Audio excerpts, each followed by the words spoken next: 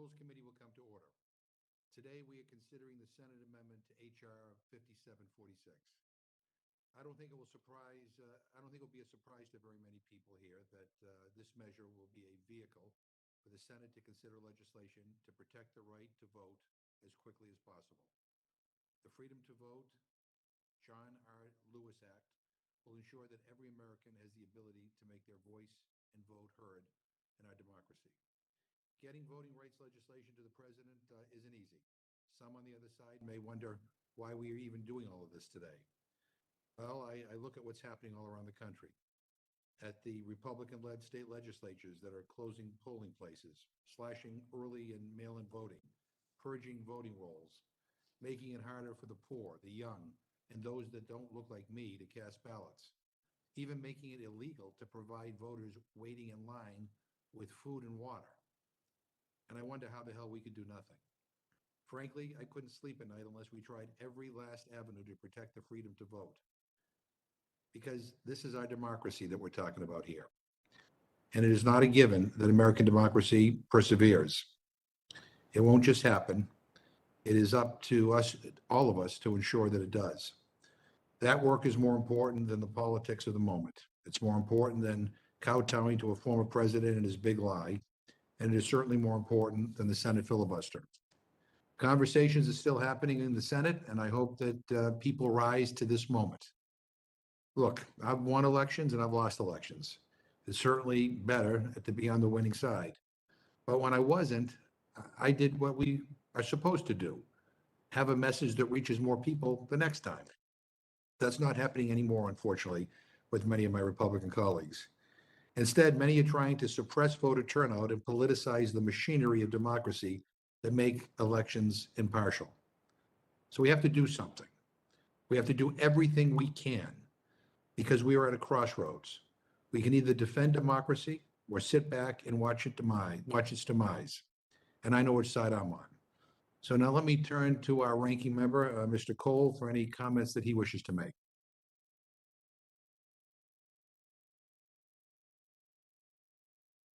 Mr. Cole?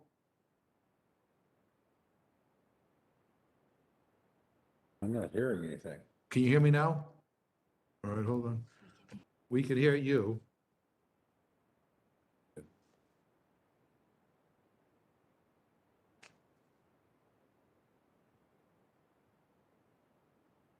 We'll just give him a little, okay, we'll give him a couple of minutes to.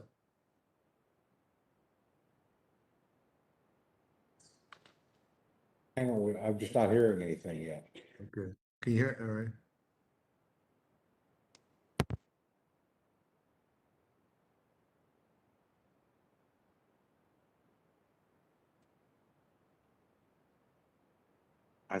Can somebody say something?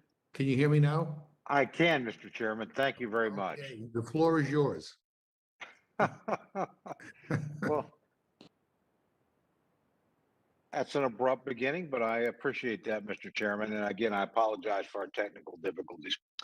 We're here today on a bill that's ostensibly the Senate amendment to H.R. 5746, the NASA Enhanced Use Leasing Extension Act of 2021.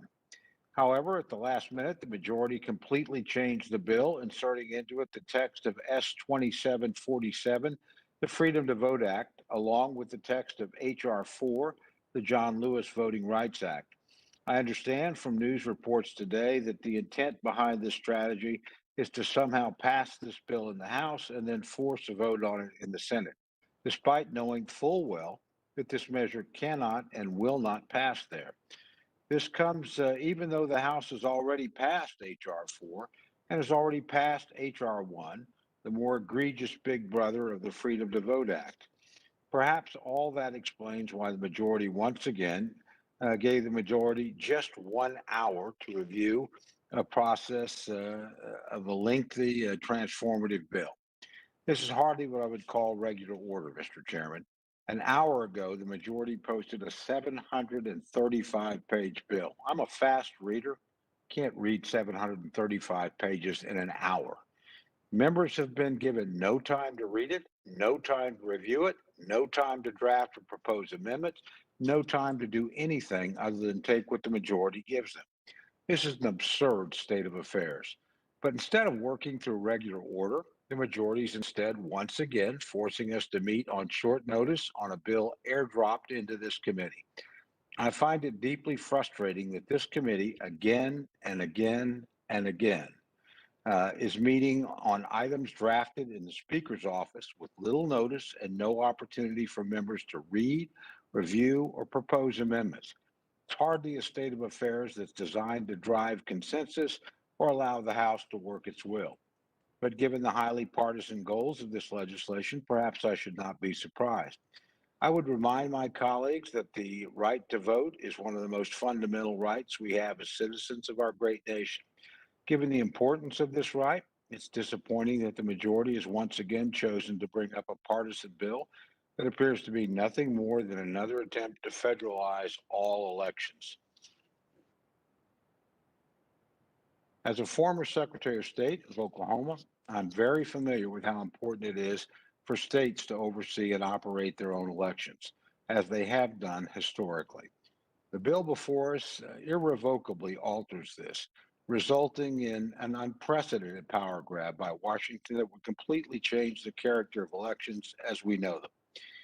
The bill before us would change many aspects of how elections are overseen and operated, including requiring states to provide automatic and same-day voter registration, requiring vote by mail and early voting, preventing states from removing dormant voters from the rolls, overriding state voter ID laws, requiring states to allow felons to vote, and imposing restrictions on congressional redistricting. All of these are historically the purview of states, not of Congress. But if this bill were to become law, we would instead see a one-size-fits-all regulatory system imposed from the Capitol. The bill also contains onerous campaign finance provisions like those contained in H.R. 1, including a new taxpayer-funded campaign ATM, ensuring that certain candidates will receive millions of dollars in federal taxpayer funding just for running a campaign. With the massive amount of money that's been entering our campaign system over the past few decades, seeding it with yet more money from taxpayers does not make much sense. I could go on and on with Republican concerns about this bill, but I think the committee gets the point. This is a deeply partisan bill filled with partisan provisions intended to produce a federal takeover of how elections are operated and administered across the country. Despite the short notice before this hearing, the flaws in this approach are apparent, and I hope the majority will reconsider the path. Mr. Chairman, let me deviate from my prepared remarks and tell you I did go to actually consequential hearing earlier today, hearing of the Defense Appropriations Committee. And in that hearing, the leaders of our military community told us how damaging a continuing resolution, which we're now a quarter of way into this fiscal year, was to their operations, and how much they hoped that we would actually get serious. And I must say, every member of that committee, Democrat and Republican alike, agrees with that conclusion. We all know that a continuing resolution for all of government, not just defense, but probably particularly for defense, is a damaging thing. We're not meeting about that. My friends on their side have not yet even put the defense appropriations bill on the floor. And you haven't done it because you don't have the votes to pass it. If you don't have the votes to pass it when you have the majority, you need to sit down and negotiate with the minority. Now, I would also remind my friends, you are the majority in the House, the Senate, and you have the presidency. You have the power to convene meetings. We don't get to convene meetings. So you want to talk about the budget? You want to talk about appropriations? Convene something. The President of the United States is the commander-in-chief of the military and the chief administrative officer of the United States. It's his job to fund the government. It's his job as commander-in-chief to fund the military. We heard anything about that lately out of the White House? Absolutely nothing. Instead, we're here pursuing a bill that everybody here knows in good faith will not succeed in the United States Senate. And we're doing it, giving the minority 1 hour to consider the consequences. If you think that's good governance, then we need to go to civic school. So, we'll be here, we'll participate. When you get serious about governing, you want to sit down and talk about appropriating the annual budget of the United States. We'll be there. Frankly, some members on your side have pushed hard to get you to do that. Unfortunately, you've chosen not to. We still have this fun and games on something that's not going to become law. So you can, convene your hearings when you want. We'll always show up. We'll always participate. I'm always happy to see my friends. But this is a very futile exercise tonight. We know it, and you know it. And why we're wasting our time when we ought to be funding the government, providing for the common defense is beyond me. So again, Mr. Chairman, I look forward to our discussion. I know it'll be vigorous. And with that, I yield back. Well, thank you very much. And let me just say that I think all of us, at least on the Democratic side, are anxious to get a deal on all the appropriations bills. One of the challenges we have right now is trying to get my Republicans on the Senate side to come up with a counteroffer so we can actually figure out how we get to. Mr. Chairman, that's simply not the case. First of all, the United States Senate, which you control, has actually dealt with 3 of the 12 bills. Well, 3. That's all they've passed. And frankly, they haven't called meetings. You've been, whether it's Build Back Better, whether it's voting rights, whether it's we got to reform the filibuster. And I would tell you, we're allowing the Senate to dictate the pace of things in the House. It's a mistake, in my view. I'm not a big fan of the Senate process. I wasn't under Republican leadership, but I'm not terribly thrilled with it under, the way things are right now. But I'm simply saying that we're as Chairwoman DeLauro will tell you, we're waiting to begin a negotiation with the people we have to deal with over in the Senate, not just Democrats, Republicans. But perhaps the President of the United States should call a meeting. Well, everybody will show up and we can begin that negotiation. But he's sort of been absent without leave. And then I'll also say that, as the gentleman pointed out in his statement, and I think I agree with him, that most of the stuff in this in the voting package that we are talking about today has been debated and voted on in the House. So people should be familiar with it. This is not a new process. Some people call it ping pong. Some people call it messaging between houses.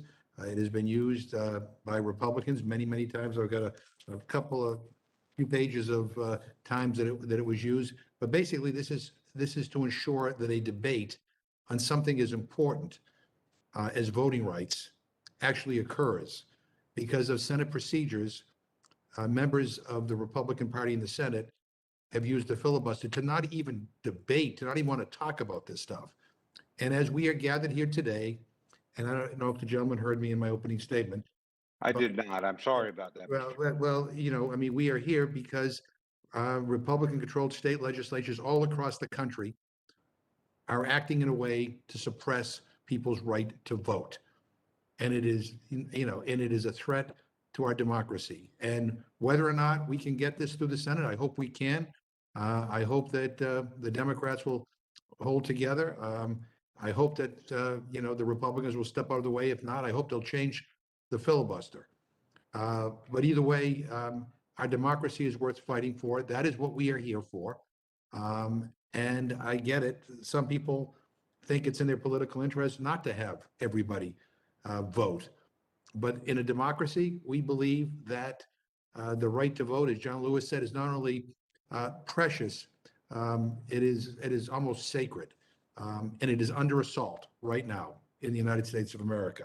So I thank the gentleman for his comments. I now want to welcome our witnesses to provide testimony on the Senate amendment to H.R. 5746, the Freedom to Vote John R. Lewis Act. Chair Lofgren, Ranking Member Davis, and Representative Sarbanes. We are delighted that you are here. Without objection, any written materials you submit to rules documents at mail.house.gov before the conclusion of this hearing will be entered into the record. I'm now happy to recognize the gentlewoman from California, Chairperson Lofgren. Thank you, Chairman McGovern and Ranking Member Cole, for the opportunity to testify this evening about the Freedom to Vote and John R. Lewis Act. I respectfully ask that the Rules Committee report a closed rule to govern consideration of this bill.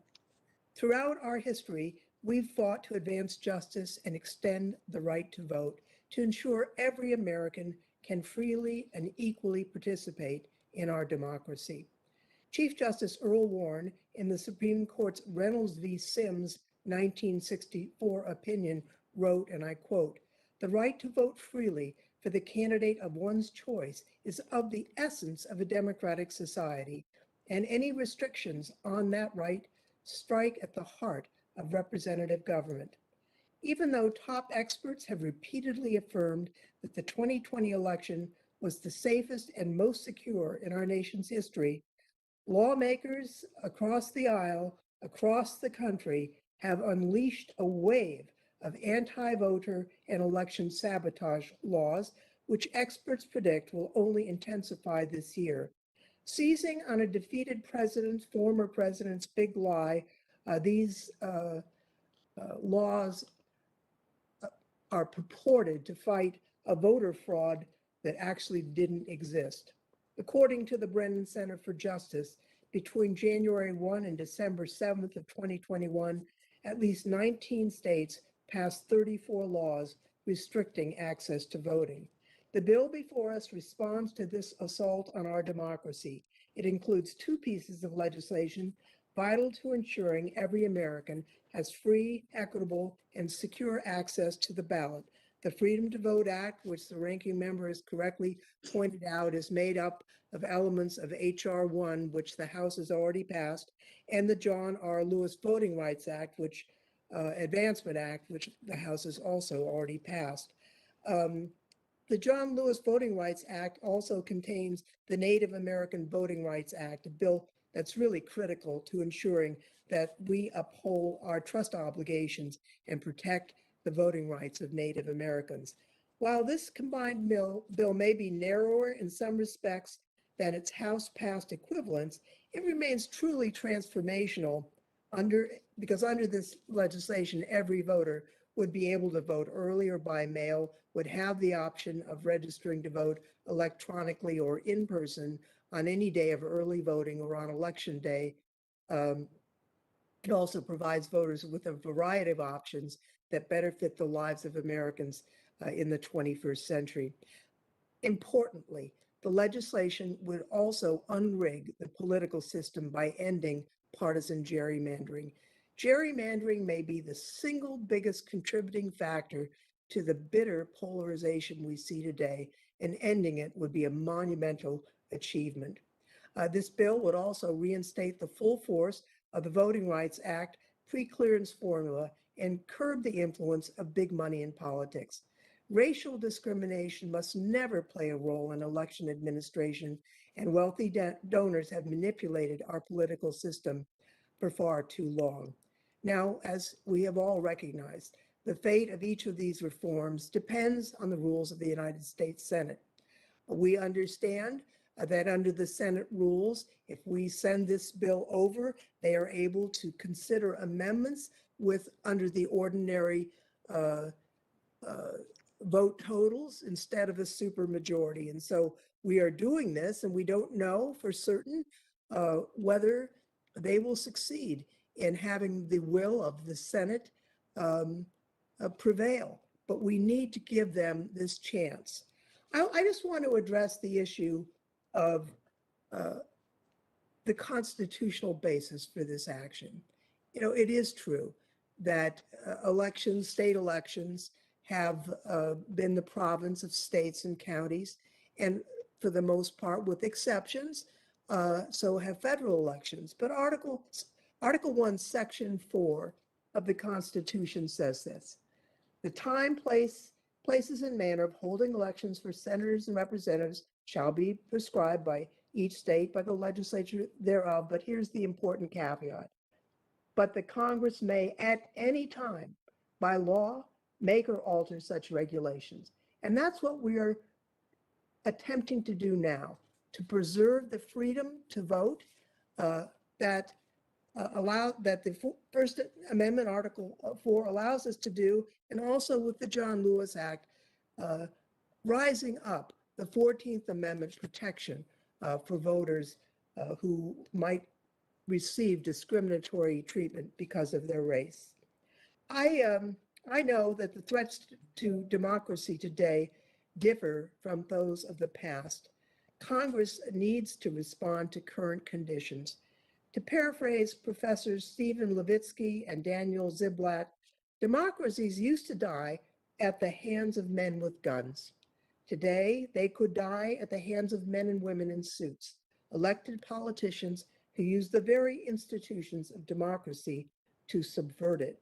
By advancing this legislation today, we are preserving the sacred trust of the American people. I want to thank you, Mr. Chairman, Mr. Cole, and I yield back.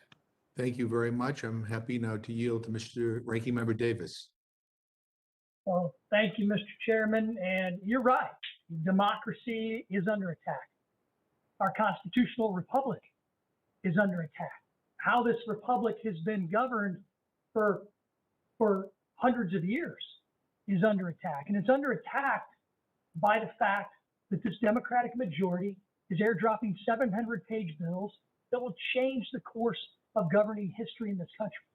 Keep in mind, the American people understand that what we're doing right now is really just doing the Senate's bidding. This is an attempt to get a bill from the House into the Senate so that Senate Democrat leaders can try to break the filibuster, try to break the bipartisan governance, the deliberative body that the Senate has been for many hundreds of years.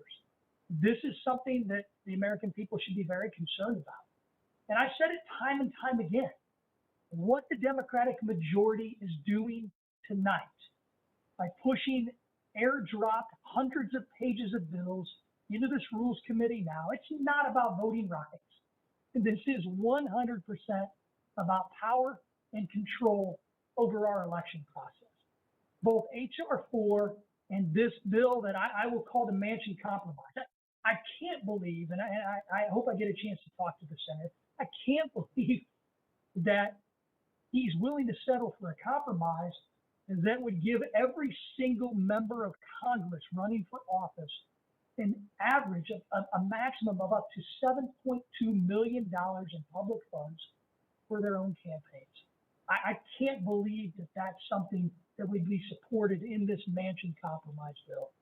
Every version put forth by Democrats are bills to ensure a federal takeover of elections. They would put unelected bureaucrats instead of the American people in charge of the election system in this country.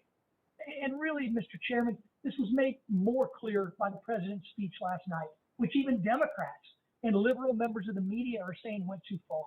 But no matter how many times the president and other Democrats get up in front of the American people and try to manufacture a voting rights crisis in this country by using rhetoric like Jim Crow 2.0 or now comparing all Republicans to Democrat elected segregationists from the 60s, Bull Connor, there is no evidence of widespread voter suppression.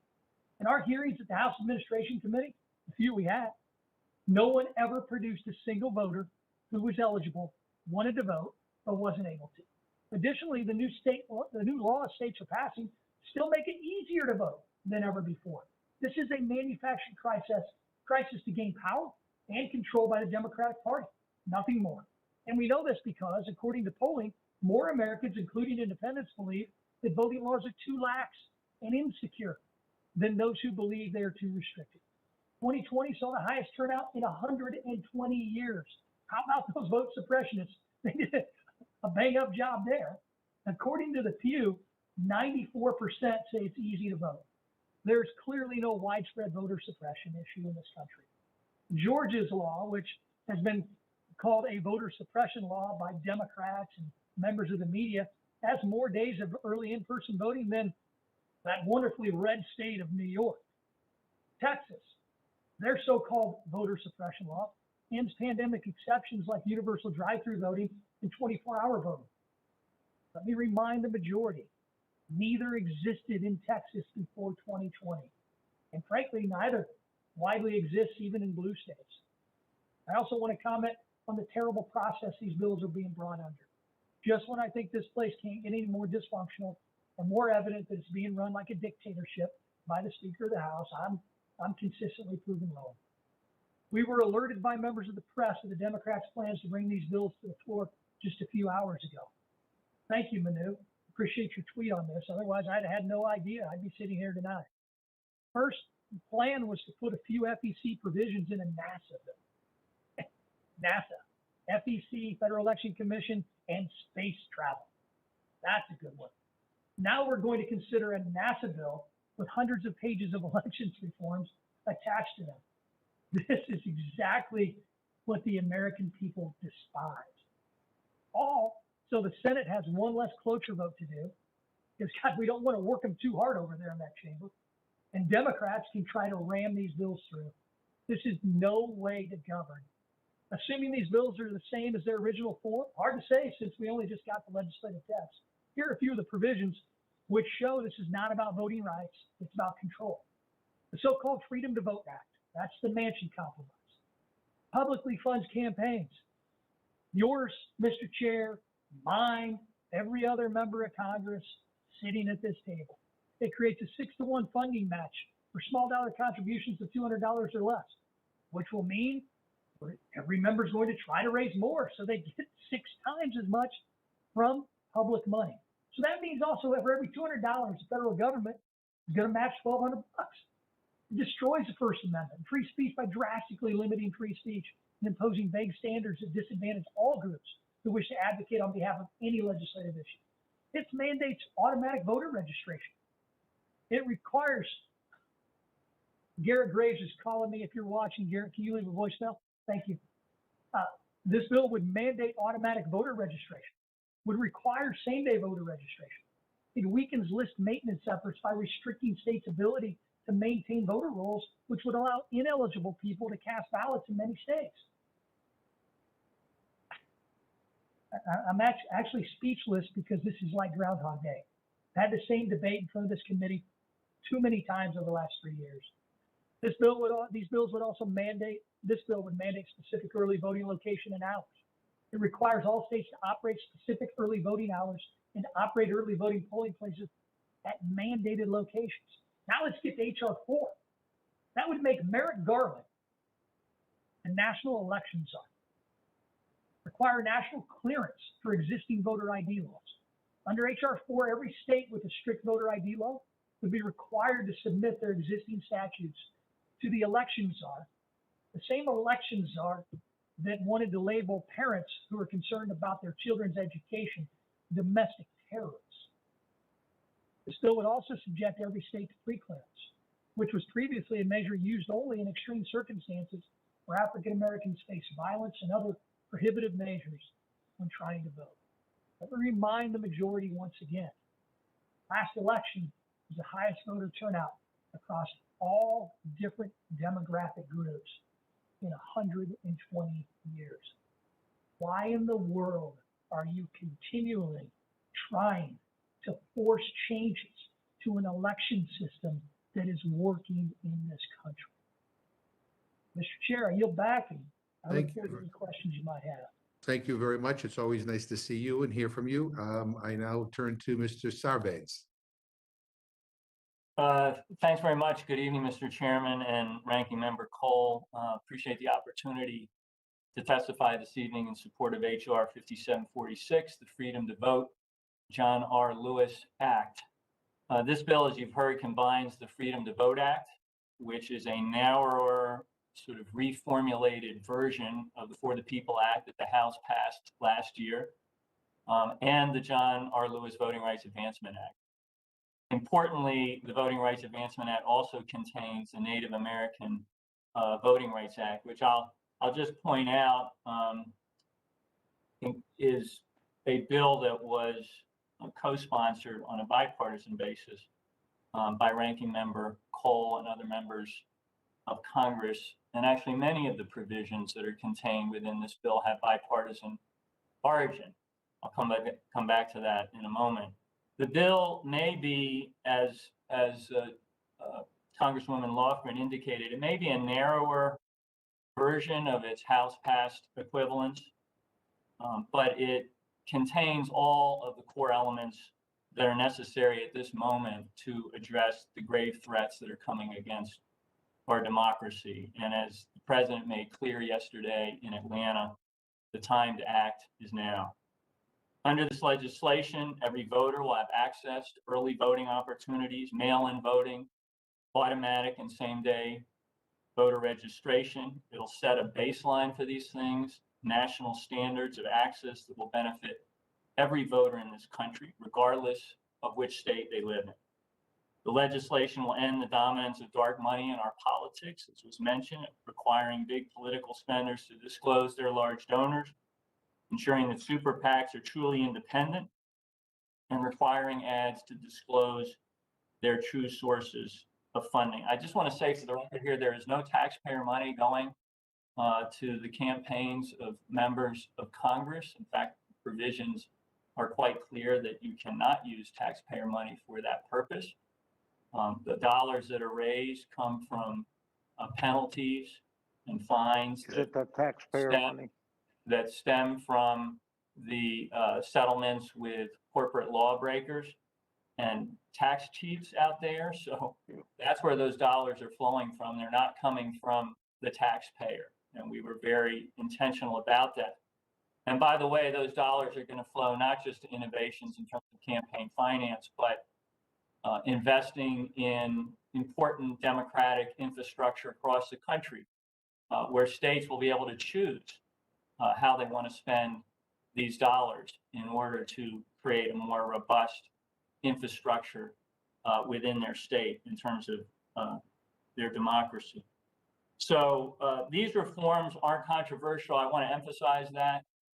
When you talk to people out there in the country, you find strong support among Democrats, Republicans, and independents for these measures.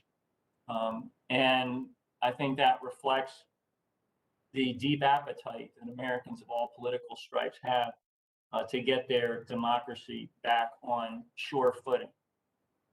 Very importantly, the bill reinstates, as you've heard, the full force of the Voting Rights Act, correcting the damage that was done by the Supreme Court's 2013 Shelby County versus Holder case and the recent 2021 Brnovich case.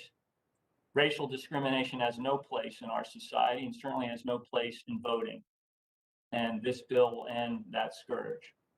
The success of this endeavor, as we've all agreed and stipulated, depends entirely on the rules of our sister body, the United States Senate. But the notion that the filibuster ensures bipartisan cooperation has long since become quaint. That may have been the case once, but any observer with a modicum of common sense can see that the time for that has passed. As states across the country pass voter suppression laws with a simple majority, the United States Senate should be able to do the same thing, i.e. use a simple majority to protect the right to vote. We cannot wait to act, and we cannot fail to act simply because our Republican colleagues refuse to act.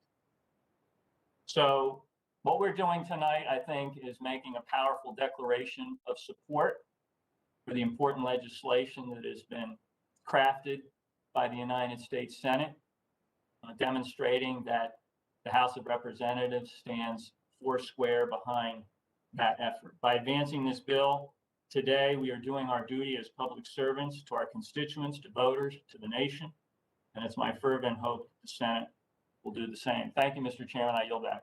Thank you very much. I want to thank all of our witnesses. As Republicans and Democrats have both pointed out so far, that much of what we're talking about, in fact, most of what we're talking about here today, we've already debated and passed here in this House. So we're about to, once we finish rules tonight, we'll report this rule out. We'll go to the floor. We'll have a vigorous debate. If people are interested in my viewpoints, they can replay the last hearing we did on this, and it'll be there for everybody to see. So I have no questions. I thank everybody. I yield to Mr. Cole.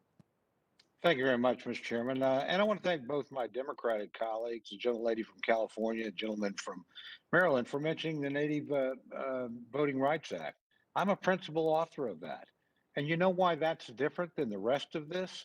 Because my Democratic colleagues, Senator Lujan and Representative Davids, actually reached out and said, let's sit down and talk through the problems. They didn't write it themselves. We wrote it together. That's not what happened in the rest of this. It's a totally partisan effort with no remote effort to reach across and say, hey, if we've got some problems, let's sit down and have a discussion. My friends didn't get everything they wanted in that bill, but there were some things I objected to. but they wanted to make sure it was bipartisan. I certainly didn't get everything I wanted in that bill, but we wanted to make sure it was bipartisan. And we actually produced that process. And by the way, if you put that bill on the floor by itself, it would pass. It would pass, but you won't do that. Instead, you're going to try and put it into a totally partisan bill. By the way, I've lived this life before. Obamacare did the same thing on the Indian Wellness Act, a bill that we had negotiated amongst people that care about Native Americans. It was then combined with Obamacare. So a lot of the people that had negotiated, including Democrats in good faith, ended up voting against it. So that's an old trick. But please don't compare one bipartisan bill that dealt with a very specific problem in a bipartisan way with the rest of this claptrap, because that's not what was done. Now, let me get to some specific questions, if I may. Ranking Member Davis, as you've already noted, the process for today's bill is, there's no way to run the railroad, to use common vernacular. Majority removed bipartisan NASA or NASA reauthorization language and dumped in a partisan federal takeover elections. They gave us 1 hour. We're told, hey, we've all debated this before. That's probably true for most of it, although I'd like to read it with all due respect to my friends. I love you and I like you, but I would like to read what you put in front of me. Been no opportunity to do that. So setting aside the policy, have either of these bills actually gone through markup? No, not at all. I mean, we saw it dropped to us. You mentioned it in your opening comments, Mr. Ranking Member, that talking hundreds of pages. There's no markup at all in the Committee on House, in any Committee on House Administration or Judiciary. These provisions, this started out as a NASA bill, but it doesn't take a rocket scientist to see how ridiculous this so-called process has been. It's a shame that it's a shame that Democrats are trying to pull one over on the American people, and I certainly hope the American people are watching this. It's a blatant attempt. It's a blatant attempt to use us here in the House as pawns so that the Senate can move one step closer to destroying the governing process of this great nation that's existed for hundreds of years. Okay, Mr. Ranking Member, again, we've been here, as my friends on the other side have pointed out, to discuss at least large portions of these bills. Has anything changed to make you believe this legislation has any more chance of passing the United States Senate or becoming law? Or is this just essentially a political exercise, so our friends on the other side can satisfy their base?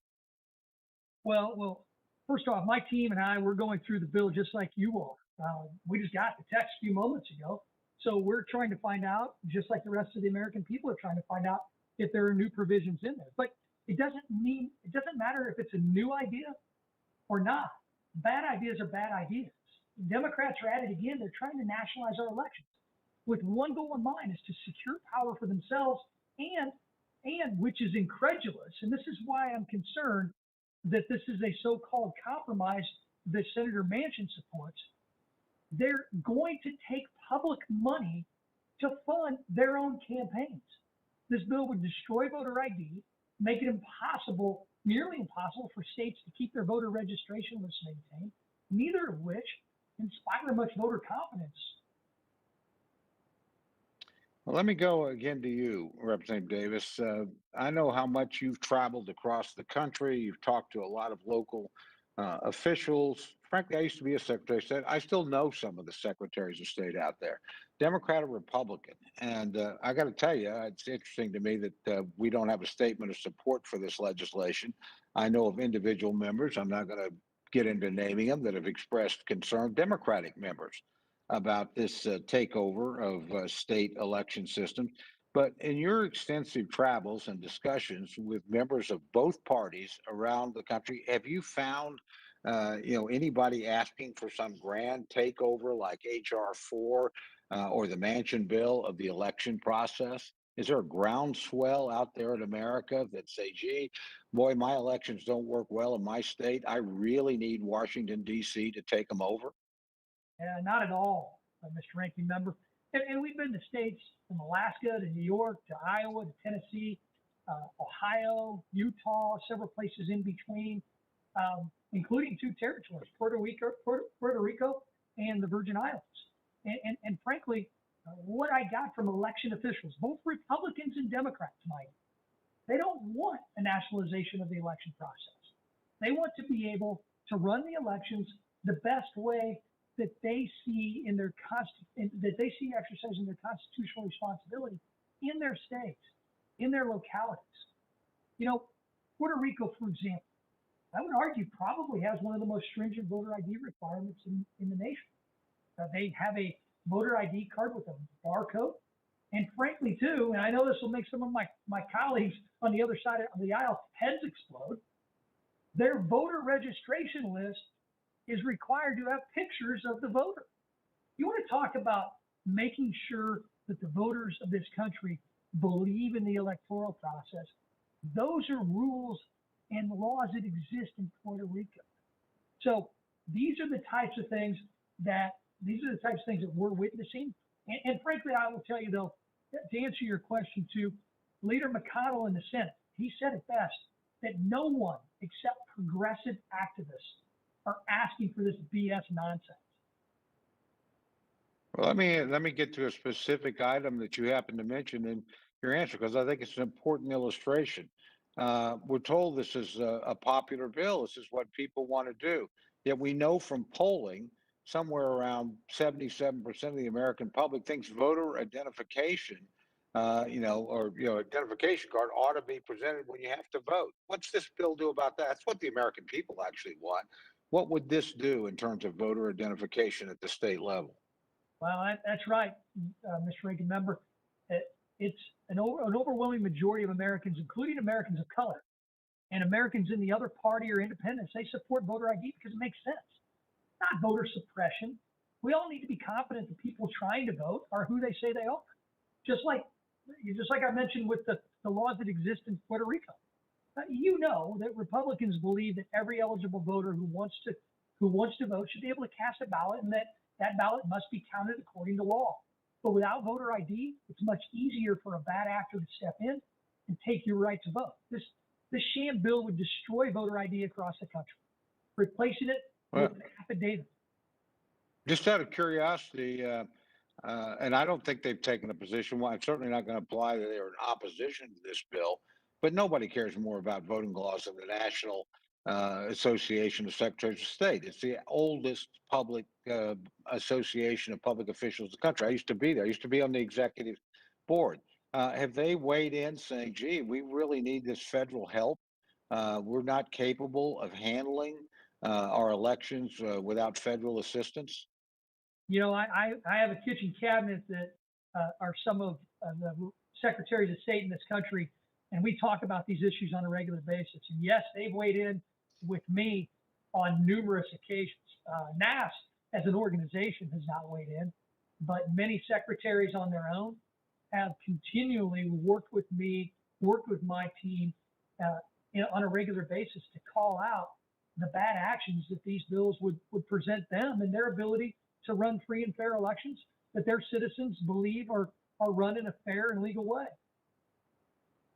One more question, Mr. Manchin, or the Manchin bill, which is part of this, has been labeled a compromise bill.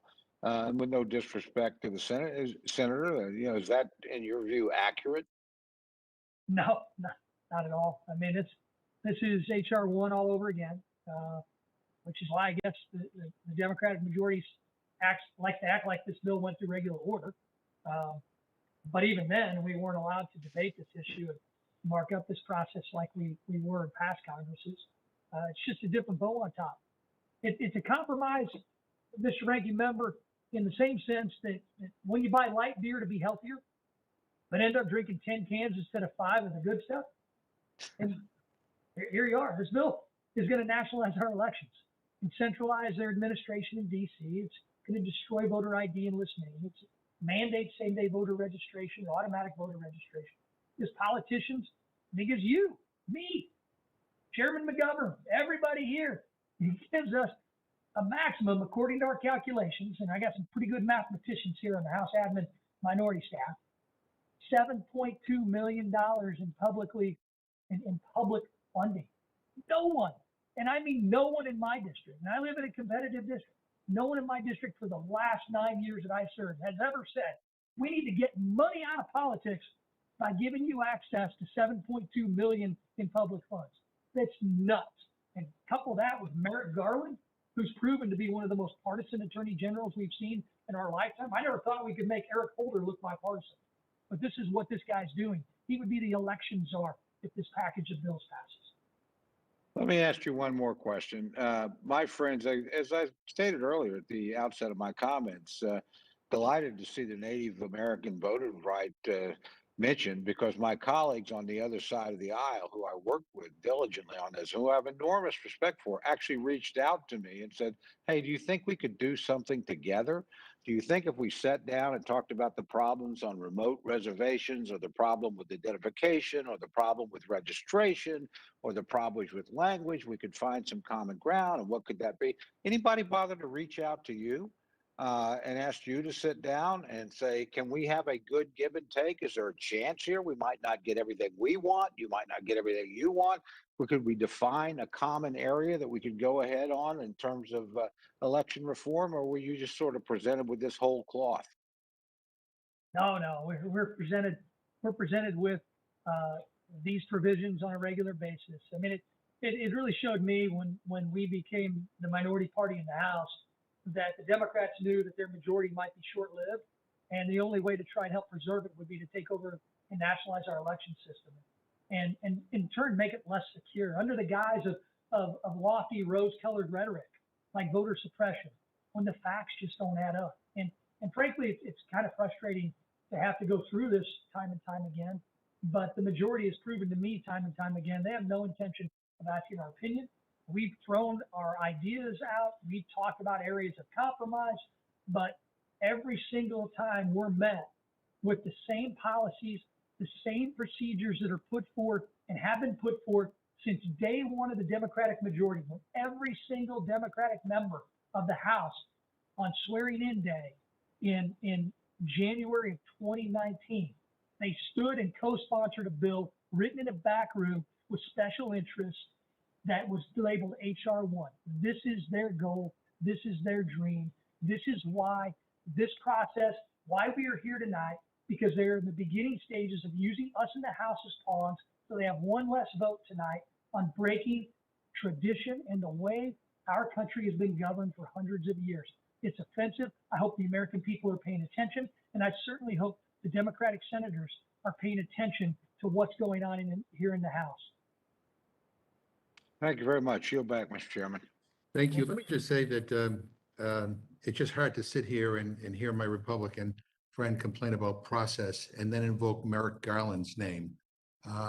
And especially when you think of the way he was mistreated and how the process was used to mistreat him in the United States Senate. I've heard everything. I mean, you guys are beautiful, but it's just a little bit hard to take.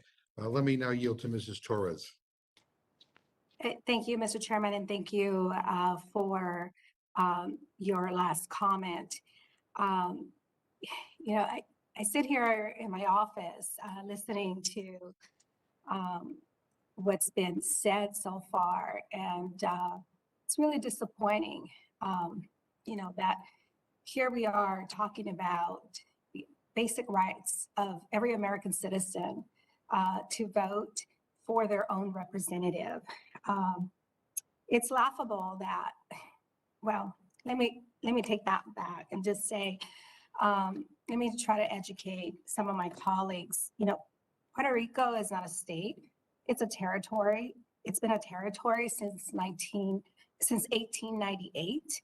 Puerto Ricans don't even have the right to have a representative in Congress, and under Republican control House, that representative was not allowed to have a vote on the floor, only in committee. We would not even be having a discussion like this, an urgent discussion and such an important discussion, if last year alone, if 19 states didn't move forward with 34 laws to deny an opportunity to American citizens to vote.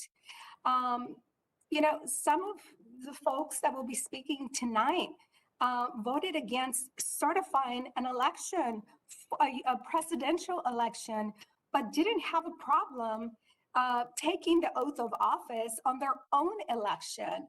So, you know, once again, it's ludicrous that, you know, the comments that have been made are so ridiculous. And yes, I do hope the American people are listening tonight to this nonsense that's being said here. We're here today to discuss the foundation of our entire system of government, and that is voting rights. The bill in front of us touches at the core of who we are as a nation, as a people, and as a democracy. You know, what sets America apart from so many other countries who have no democracy or a democracy in name only is that American democracy promises that everyone gets a vote and every vote counts. What does that mean? That means that we stand against poll taxes because you should not have to be rich to vote. That means that we stand against educational tests at the polling places because you should not have to go to a certain type of school in order to vote.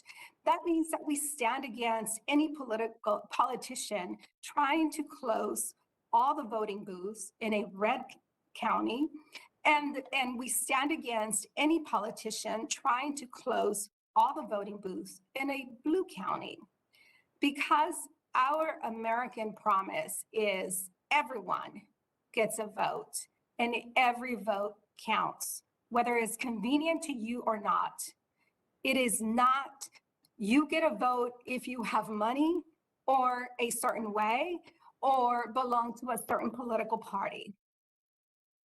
Yet since 2013, when the Supreme Court gutted the Voting Rights Act, we've seen states enact discriminatory voting restrictions to prevent some Americans, particularly minorities, from making their voices heard at the ballot box. That is why I'm honored to vote for this bill tonight that restores the protections in the Voting Rights Act. It contains the combined text of the Freedom to Vote Act and the John R. Lewis Voting Rights Advancement Act to ensure safe, secure, and equal access to the ballot box so that every American can vote. I urge all my colleagues, whether you voted to certify your own election or you voted against, certifying the national election, join us tonight. Do the right thing. You don't get to choose your voters. Your voters get to choose you. I urge everyone to vote for this bill. And with that, I yield back. Thank you. Dr. Burgess.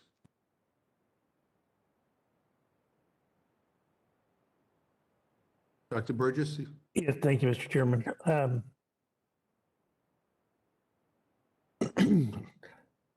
I'm editing what I was going to say. Look, first off, can I just say, Mr. Chairman, in response to you, I think it is abundantly clear to most of us now, we are just so grateful that Merrick Garland does not have a lifetime appointment. That would have been the biggest travesty. I think it's also apparent that the whole purpose of this exercise that we're doing tonight is to interfere with states who have enacted voter ID laws, and it's an effort to undo those. A rather elaborate effort, and I don't understand why we're having to meet so late at night, and then we will be back on the floor tonight to debate this and pass it with probably all proxy votes in effect. It doesn't seem to me to be the correct way to run a government. But I do have a couple of questions for Mr. Davis, and it's always good to see my friend from Illinois. Ranking Member Davis, do you know how many days of early voting the state of Texas allows in its current voter law that was passed this year in the legislative session? You know, I try to understand the electoral processes of as many states as I can, but I can honestly tell you, sir, I do not know how many days of early voting your home state has. It's 14 days, begins 17 days before election day and ends 4 days before, on the fourth day before election day.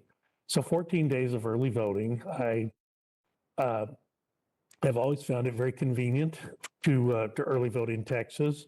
In the county in which I reside, you can go to any polling place to cast your vote. You don't have to go to a specific precinct. When you arrive, the process is you show either your voter registration card and a photo ID, or you may, if it's more convenient, just simply show your state issued ID. It's run through a scanner, and a ballot is printed then and there that has the relevant elections in which you may vote. You know, as you may know, when you come to an election day, there are oftentimes different races, and they may not all be the same in every jurisdiction. So your ballot is printed out for you at that time. I like that system because there are no random ballots that are sort of scattered around on tables. You come in, you show your ID, you get a ballot made for you, you mark it, you put it in the machine reader, but it is also held so that there could be the possibility of a manual recount if there is a question or a problem after election day. And I find this system to work extremely well. And let me just ask you, Mr. Davis, do you know how many days of early voting the residents of Delaware may enjoy? I believe the answer is 10. But previously they had none, right? Yep.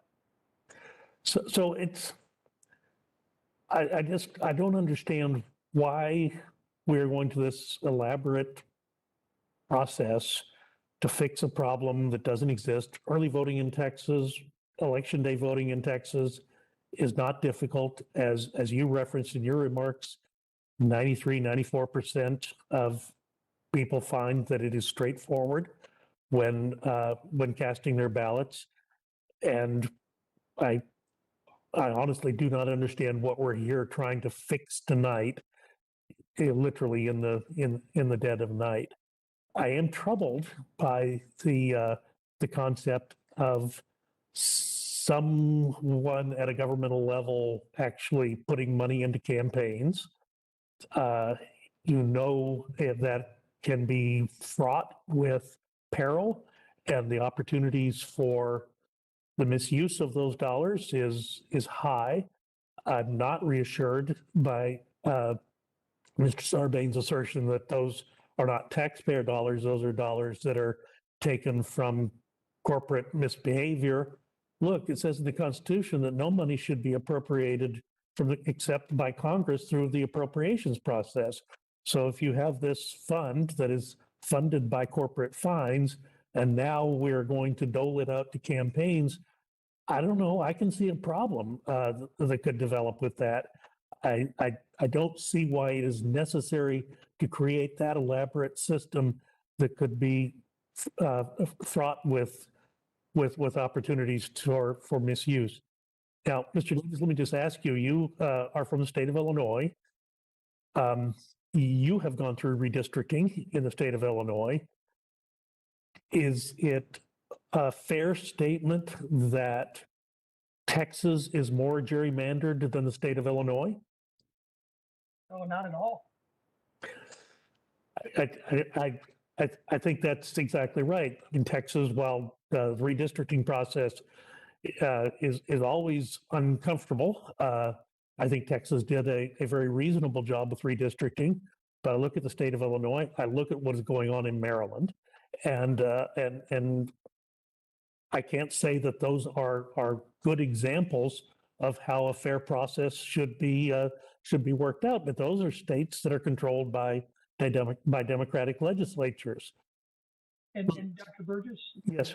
While you're talking on redistricting, if you wouldn't mind yielding for a second, this is exactly why I asked former Attorney General Eric Holder during a hearing on our House Administration Committee why his organization, which is incorporated to help elect more Democrats to the redistricting process and mentions Democrats in its articles of incorporation or in its 501c3 or C4 application.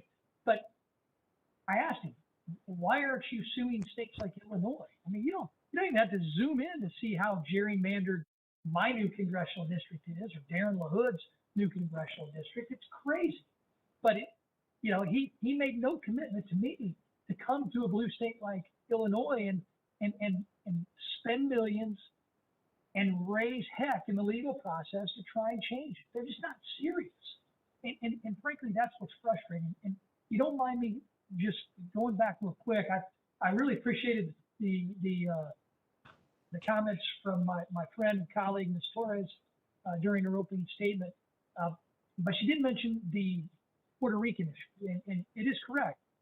No delegate from a U.S. territory can cast a vote on a bill on the House floor during a normal voting period, normal vote cycle. And that still exists. They still can't cast a vote. So I guess I didn't understand where that fit in, because all Democrats allowed our delegates to do was to vote during the committee of the whole, which really doesn't have a lot of floor votes anyway, but it's kind of indicative of what's going on here.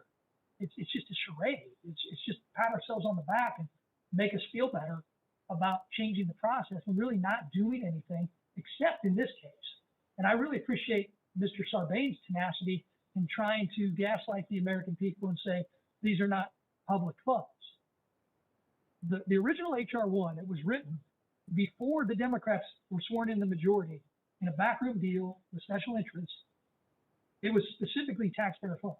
After we had debate after debate in committee, they passed the bill out of committee with taxpayer funds. But on the floor, they suddenly changed it to corporate funds. Well, those same corporate funds are used to help pay crime victims right now. So they're going to take public funds that are fines, they're coming into the public department. Would the gentleman yield? They're coming in the Department of Treasury. Hold on, Madam Chair. Come in the Department of Treasury. And then they would be able, the Treasury Department would normally use those funds for other purposes. And keep in mind too, every time Congress sets the authorizing level for any corporate fine, when those are raised, every single person who votes for that raised authorizing fine level is funding their own campaign. And frankly, here's my problem about this process in this bill, Dr. Burgess. This process is, it's the next step in what the Democrats have done with proxy voting. It was mentioned that a lot of these votes will be cast by proxy. You had a lot of our colleagues that sit at home. Now, if this passes into law, if the filibuster in the Senate is broken and this moves forward, what you're going to see are many of our Democratic colleagues sit at home, casting votes by proxy with somebody else doing their job here in Washington. And they're going to dial for as many dollars as they can to jack up as much as they raise from individuals so that public dollars can be laundered through the Department of Treasury and go to their own campaigns. This is the height of hypocrisy. This is exactly what this is about. And this is why it's so wrong. And this is why we have to have Democrats in the Senate stand up for traditions that have been in existence in governing this nation for hundreds of years. And it's going to happen this week. Well, I thank the gentleman for his comments, and I think you just demonstrate how fortunate we are on the Republican side of the House to have you as our ranking member on the House Committee on Administration. I'm happy to yield to Ms. Lofgren. Yes, I just wanted to, I understand the ranking member does not agree with these provisions, and we had a robust markup on HR 1. And but I did want to correct the record, because one of the things that the ranking member raised in the markup on HR 1 was the taxpayer funding of the small donor. And we listened carefully and agreed he was right.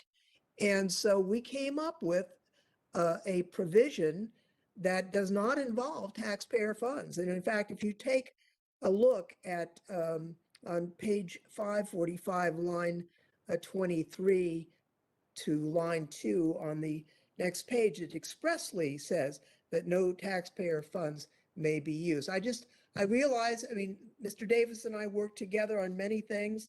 We don't agree on this, but I just wanted to make sure that that was corrected. And we did agree that the points he made on this were correct and move to fix. All right, reclaiming my time, I'd be happy to look at page 523, but I've not seen a copy of the bill before us tonight because of this hastily called rules meeting. So we're actually here basically crafting a rule to hear a bill on the floor that none of us have yet seen. I thank the chairman for his indulgence, and I'll yield back. Thank you. And I don't want to prolong this, but I just wanted, Mr. Davis talked about proxy voting and the height of hypocrisy. You know what the height of hypocrisy is complaining about proxy voting and having a majority of the Republican conference utilize proxy voting. The height of hypocrisy is having a Supreme Court challenging, bringing this a legal case to the Supreme Court, and then having a majority of your conference, utilize it. And I want to thank Dr. Burgess that,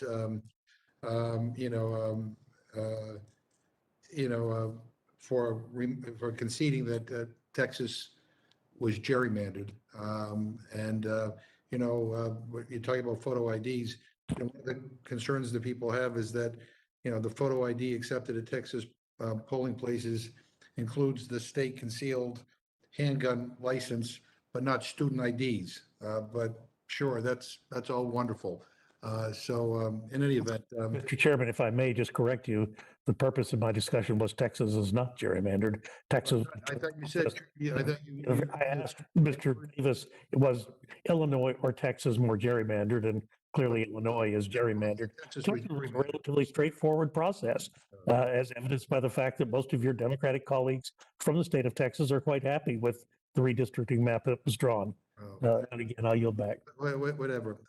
But in any event, I'm happy now to yield to Mr. Perlmutter. Thanks, Mr. Chair. Just a couple things. One, I just want to thank my friend John Sarbanes for his tenacity, a word that Mr. Davis used, his perseverance and his desire to make sure that all those Americans who want to vote can vote. And, we've heard these bills before several times. They're pared down a little bit. And quite honestly, the Republicans' approach is to make sure that fewer people can vote. That's the bottom line here. We want more people to be able to vote, that want to have a voice in their future, in our body politic. And Republicans want less people, fewer people. So that's all pretty straight up. And this debate, again, shows that. I'd ask my friend, Mr. Sarbanes, my other friend, Mr. Davis, used the word gaslighting, and we had a kind of a seminar from Mr. Morelli on where the word gaslighting came from in our last hearing. And he actually got a letter complimenting his knowledge of motion pictures by Steven Spielberg when he told us what gaslighting meant and where it came from. So, but I wanted Mr. Sarbanes, I think Ms. Lofgren already answered it, but if he had anything he wanted to say in connection with Mr. Davis's comment about gaslighting concerning the raising of funds for political campaigns or anything else. And I'll yield to the gentleman from Maryland. Well, thank you, Congressman Perlmutter. I think when you accuse somebody of gaslighting, you're suggesting that they're trying to mislead people through, sort of facile efforts and all the rest of it. What I'm very proud of, and I know our caucus is very proud of when you look at this bill, this combination bill, is it was actually drafted in direct response to what our constituents have been asking us to do for years. It reflects their priorities, their demands, their hopes and expectations of what their democracy can be. You can draw a straight line between what we've been hearing at town halls on our sort of constituent platforms and so forth, to the provisions that were drafted in this bill. Whatever the topic might be, whether it's access to the ballot box, whether it's fixing partisan gerrymandering, pushing back against the influence of big money, demanding more transparency on how digital platforms operate in the political space. The list goes on and on. These are all things Americans of every political stripe want to see. So the notion that somehow we would be deceiving the public by capturing all of the things they've been asking us to do, putting it into a comprehensive package, and then projecting that back to the American people in what I think is a genuine and meaningful fashion, I think really distorts the reality here. We're doing this, the pressure for this from the public, the outcry is sustained. The temperature's high. And that's why I support what you're doing this evening, because you're responding to that. And we want to assist the Congress, which includes the United States Senate, in these efforts to get meaningful democracy reforms across the finish line. So I appreciate the question. Did you yield back? I thank the gentleman, and Mr. Chair, I yield back. All right. I don't see Mr. Reschenthaler. I'll go to Ms. Fishbach.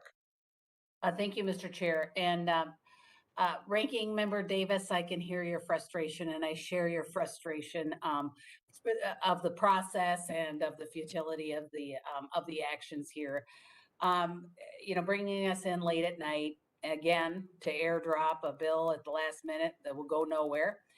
But I do want to offer you the opportunity to dispel the notion that Republicans are opposed to improving the election system.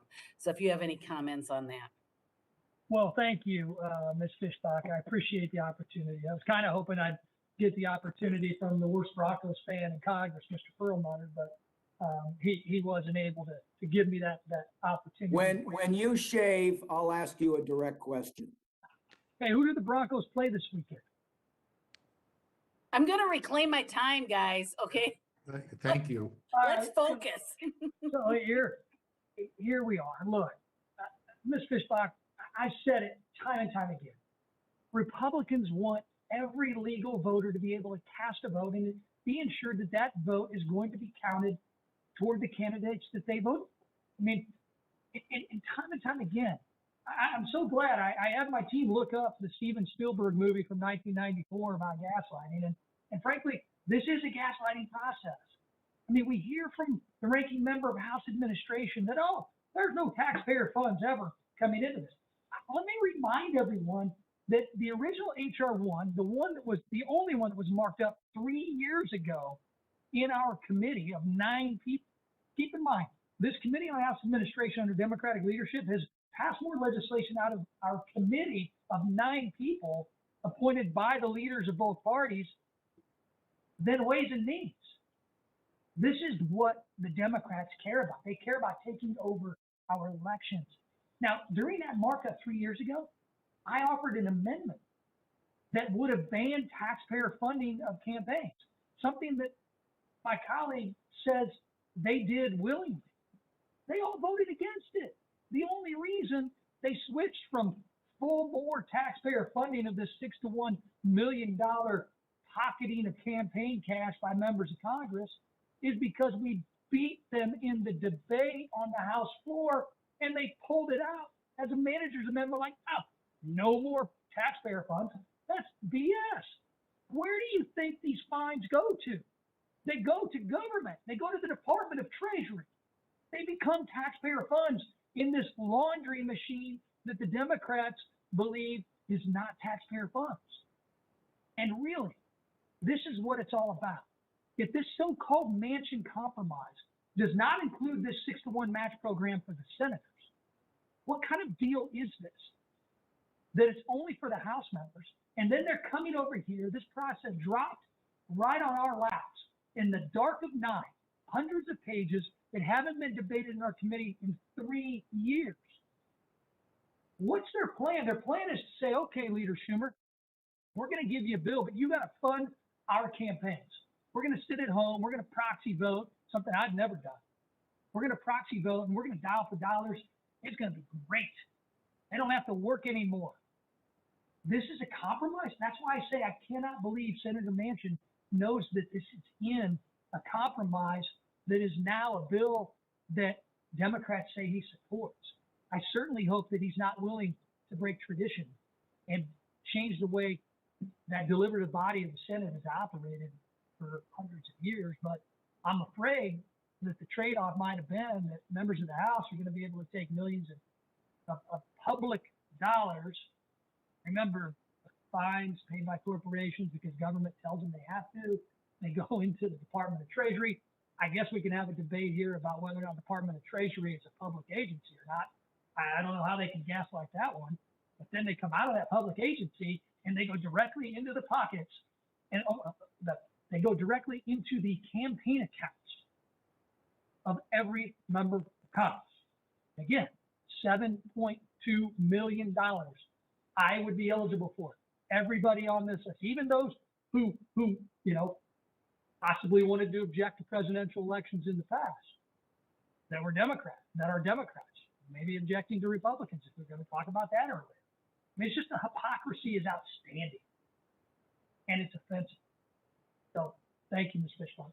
Well, and ranking member, maybe you brought up the public funding of the campaigns, and I'm just, I did go and I tried to read at least that portion of the language really quickly that was pointed out, I guess, page 523. But I'm just curious, do we?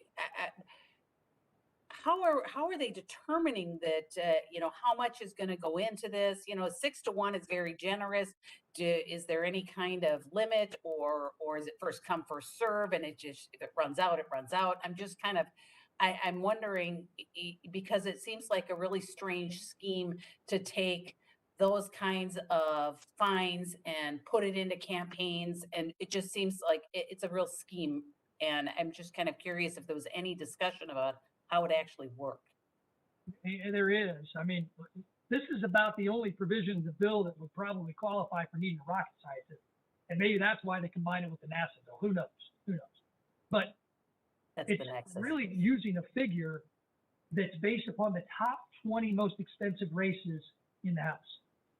And my crack mathematicians on House administration have figured, based upon the last election, that would mean you and me, Ms. Fishbach, even though our constituents are not clamoring for us to get this, that we would get a maximum under the 6-to-1 match program. Remember, if we raised $1, we get 6 times. So we would get from the public Department of Treasury. Again, I guess my colleagues may debate that the Department of Treasury is a public agency, but I still think it is. We would be eligible for up to, based on 2020 numbers, $7.2 million. And so there's a cap on it, so that they care if there's enough fines collected.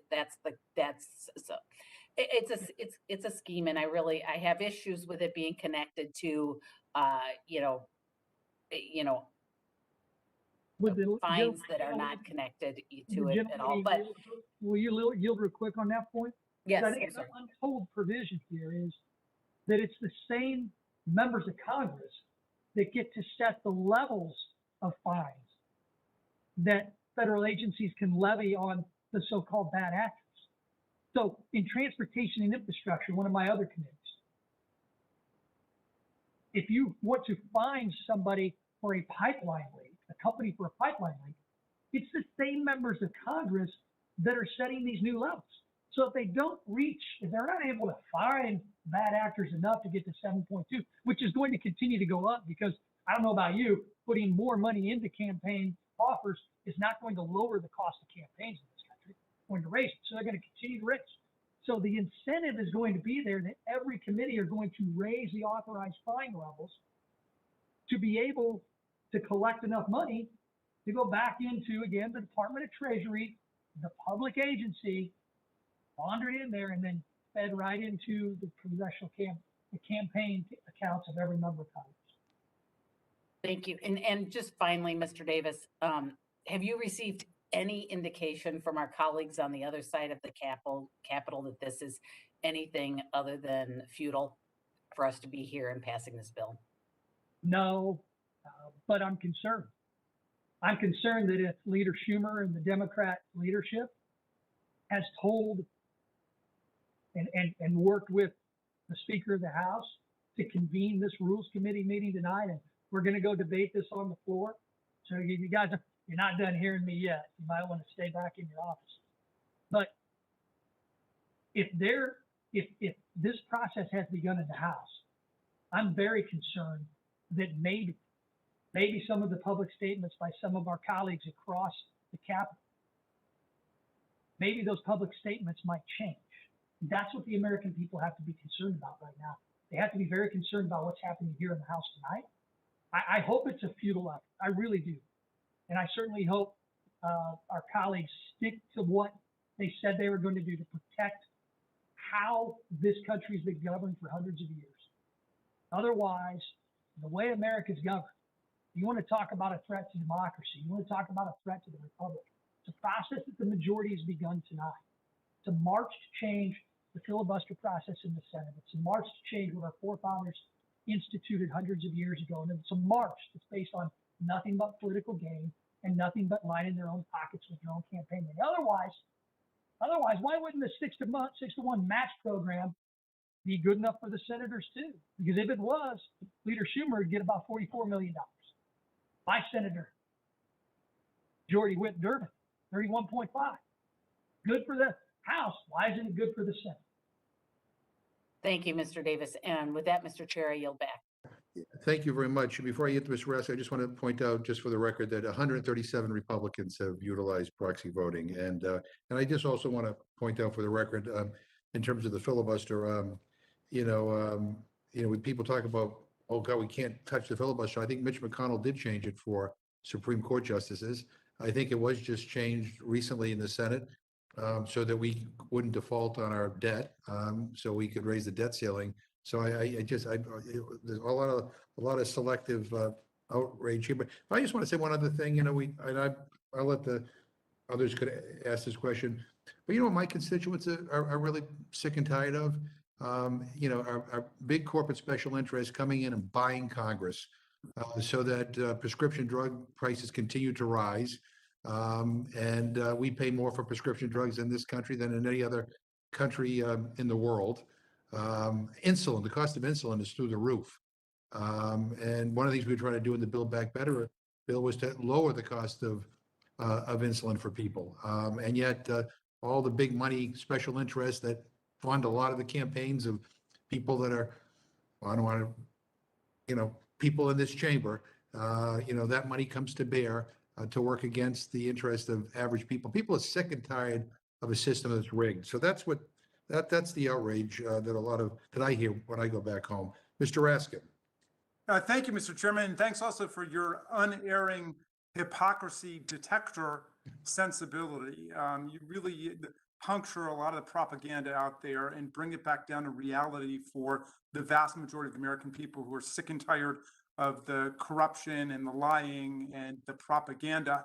Look, I want to thank Ms. Lofgren and I want to thank Mr. Sarbanes for their unswerving leadership for voting rights in this session of Congress. And you too have had to pierce through a thick fog of cynicism and big lies and propaganda every step along the way. And now we've got a really sturdy product that will make a huge difference to voting rights for the people of the United States. If we pass it, the Freedom to Vote, John Lewis Act can be the most important voting rights legislation in the 21st century. It will be to our century what the Voting Rights Act was to the last century. It will enshrine the principle that the democracy belongs to the people, not to party elites choking off the channels of political change. When the Supreme Court gutted the Voting Rights Act in Shelby County versus Holder, that dreadful decision opened the floodgates on a tidal wave of voter suppression and democracy demolition statutes all over America. Attacks on early voting, attacks on weekend voting, attacks on mail-in balloting and absentee ballots, massive and sloppy voter purges targeted against minority communities, strategic election subversion by replacing nonpartisan or bipartisan election bodies, the kind we have in my state, in Maryland, with partisan bodies or direct control by partisan legislatures. My friend Mr. Davis gives the game away when he worries that this pro-democracy legislation is really an effort to break the filibuster.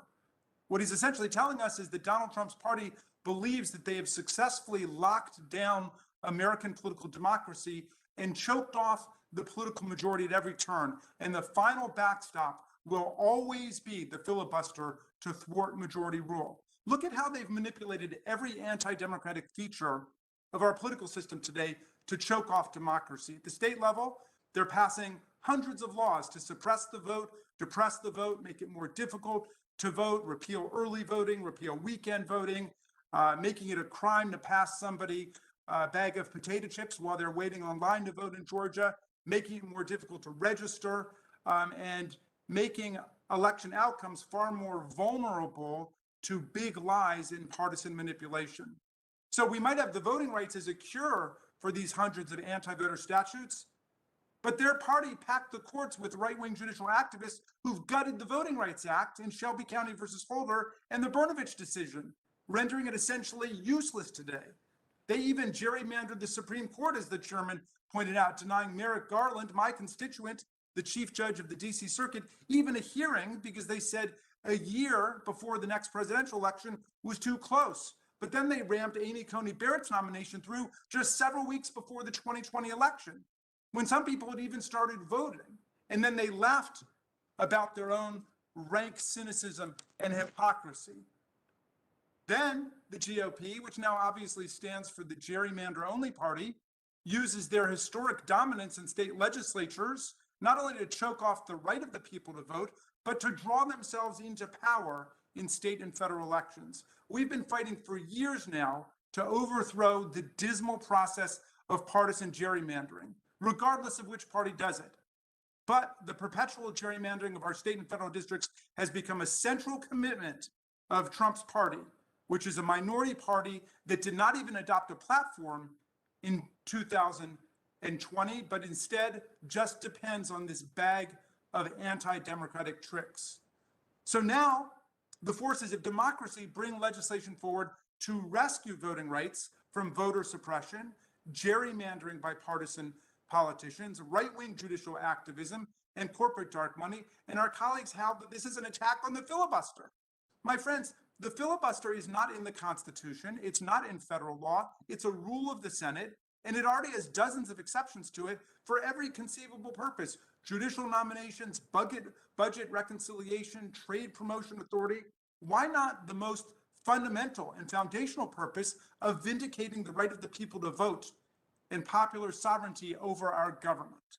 The filibuster is incompatible with constitutional values. The Madisonian design is that pure majority rule, 50% plus one, operates in all of our political institutions, in the House, in the Senate, and the Supreme Court itself, which is why we have so many 5-4 decisions. When there's a departure from the majority principle, like 2/3 to override presidential vetoes, or 2/3 to convict impeached presidents, or 2/3 to ratify treaties, the Constitution is explicit about it, and that separate process is spelled out carefully by the framers. But the filibuster, which none of the framers ever spelled out or sought to include in the constitutional design, says the majority needs not 51 votes to pass legislation in the Senate, but 60 votes. And this tyranny of 41 senators totally capsizes the constitutional design. Indeed, it's even worse than a tyranny of 41. Under the current Senate procedure, a single senator can put a hold on legislation and essentially shut down dialogue in what's supposed to be the world's greatest deliberative body. They've put American democracy and majority will in a straitjacket, and now they're terrified that we have finally found a way to get out of it. You know, Tocqueville said that democracy and voting rights are always either expanding and growing or they're shrinking and shriveling away. And they want the voting rights and sovereignty of the people to shrink and shrivel away, as it has been for the last several years. But we've got a chance now, just a chance, to expand voting rights with the Freedom to Vote John Lewis Act. I hear some of my friends recycle their hackneyed arguments about states' rights, which is the ultimate comic irony. We just finished a presidential election where Donald Trump's party brought and lost more than 60 lawsuits trying to attack state election processes as unconstitutional and illegal. Trump tried to get state legislatures to overthrow the popular vote of the people in the states.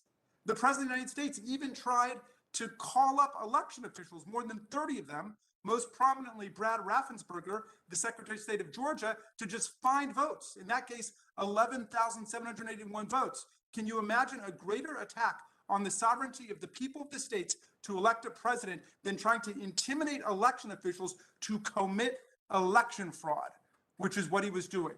And then when it came to Congress on January 6th, they tried to get the vice president to concoct phony, non-existent powers outside of the Constitution to unilaterally dissolve and disappear and repudiate the popular will of the people in several states, including Arizona, Georgia, Pennsylvania, and several others, and then sat by and watched as a violent insurrection tried to overthrow the entire election. And now they've got the nerve and the audacity to say that they want to block the most important voting rights legislation of our century to protect people in the states, the same people they just tried to disenfranchise. Give me a break. This legislation is critical, it's essential, it's important to the future of democracy, and not just in America, but on earth. Because every dictator, autocrat, bully, from Putin in Russia to Orban in Hungary, who Donald Trump just endorsed, to El-Sisi in Egypt, to Duterte in the Philippines, is rooting for the failure of American democracy. We've got to stand up strong for democracy. That means we've got to pass this legislation. Thank you, Mr. Chairman. I yield back to you. Thank you, Ms. Scanlon. I feel like I should probably just say ditto. Look, the Freedom to Vote Act and the John Lewis Voting Rights Advancement Act are complementary bills that will ensure that elections nationwide meet constitutional muster and restore critical protections of the 1965 Voting Rights Act.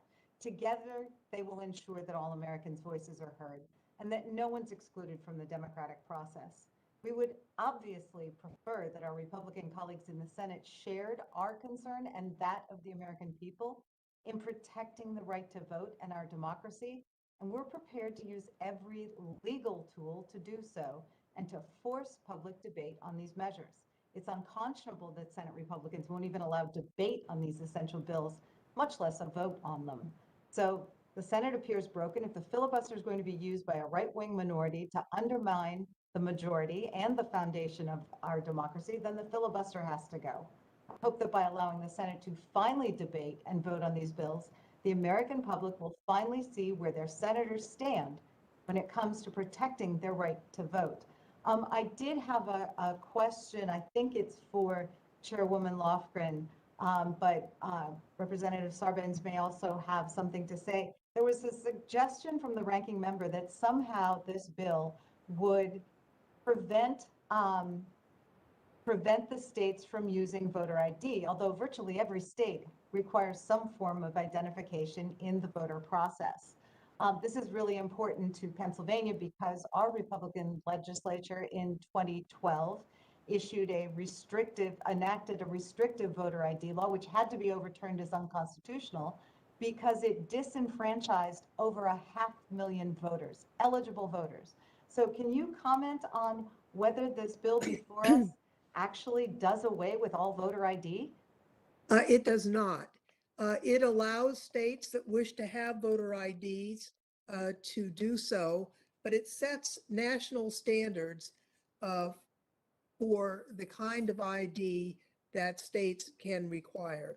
We know from academic studies and others that as many as 11% of eligible voters do not have a government-issued photo ID, and that percentage is higher for seniors, people who are low income, people with disabilities, students, and you can see why. I mean, your easiest voter ID is a driver's license. If you're too poor to own a car, you probably don't have a driver's license. And so, or if you're 90 and you're no longer driving because it's unsafe, you may not have a driver's license. So what the bill does is it allows a broad range of acceptable identifying documents. Could be a driver's license or other state issued ID, student ID, military ID, other gun license, hunting, fishing, utility bills. And if you don't have any of that, it allows you to have someone who has known you for more than 6 months to attest to your identity under penalty of perjury. And if you can't meet any of those requirements, it allows you to cast a provisional ballot, but provides you with due process to protect, to secure it afterwards. And so actually, this is the HR 1 eliminated voter ID provisions, and there was concern expressed in some quarters about that. So this Freedom to Vote Act really goes in the other direction. And it does allow states to have voter IDs, but as I say, it has a national floor so as not to disadvantage people who don't have the most restrictive types of IDs. And a great example really was in North Dakota during the 2018 midterm elections, where the state legislature passed a voter ID law that essentially created a poll tax, requiring Native American voters to get an ID that they otherwise wouldn't need, as well as instituting a residential address requirement that really disproportionately impacted Native American voters. So we do believe that this is a reasonable measure. And it also authorizes the Election Assistance Commission to make grants to states that have a voter identification requirement to issue free voter identification cards. So, it's worth noting as well that voter identification impersonation is extremely rare. A study published in 2015 that looked at voting from the year 2000 to 2014 found that there were only 31 credible allegations of voter impersonation during that period when over 1 billion ballots were cast. So 2 studies to follow up in Arizona State University did between 2012 and 2016, similar almost negligible rates of ID fraud. They found 10 cases of voter impersonation in the United States. So, and there were 0 successful prosecutions for impersonation fraud in the 5 states that are sometimes held out as of concern. So this is, it's fine to have voter ID, but it is pretty much a non-existent problem, really. And I thank the gentlelady for asking. Thank you. I appreciate that answer. Unfortunately, in my district in 2020, we did have a successful prosecution for someone trying to impersonate another voter. And unfortunately, it was a Trump voter, Trump supporter, who, because the former president had issued so many lies about it being easy to cheat, went in and voted and then came back an hour later and tried to vote on behalf of his son. And he was recognized by the local poll watchers, and he was charged and he was convicted of trying to falsely cast a ballot. So it is not easy to do. But I really appreciate your clearing up that, in fact, this bill does not ban voter ID. What it bans is states trying to prevent voters from voting by having restrictive voter ID laws. Thank you. I yield back. Thank you very much, Mr. Morelli. Thank you, Mr. Chairman, and thank you to Mr. Sarbanes, Madam Chair, the ranking member, for being here. And I just wanted to know, Mr. Perlmutter let it out that Steven Spielberg wrote me a letter after the last Rules Committee hearing. I did, in my note back to him, just advise him that it probably wasn't the best use of his time in the future to listen to congressional hearings, but nonetheless, I just want to comment to this. I think my colleagues have all been incredibly eloquent, but I must note that I find this a bit of a head scratcher. Mr. Jordan, in the past, appearing before this committee, and now I believe Mr. Davis, I'll stand corrected if I misunderstood him or misheard him. But there continues to be this argument that the 2020 election was so wonderful for voter participation and how many Americans voted, broke records, etc., as though somehow it obviates all of the things that have happened since the 2020 election, which my colleagues across the aisle have such difficulty accepting.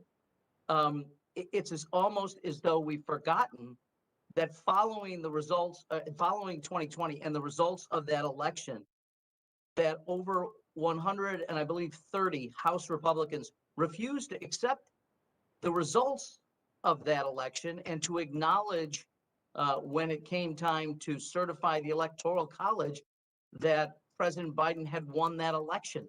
That happened in 2020, the election which everyone on the Republican side seems to hold up as this amazing participatory effort on part of Americans.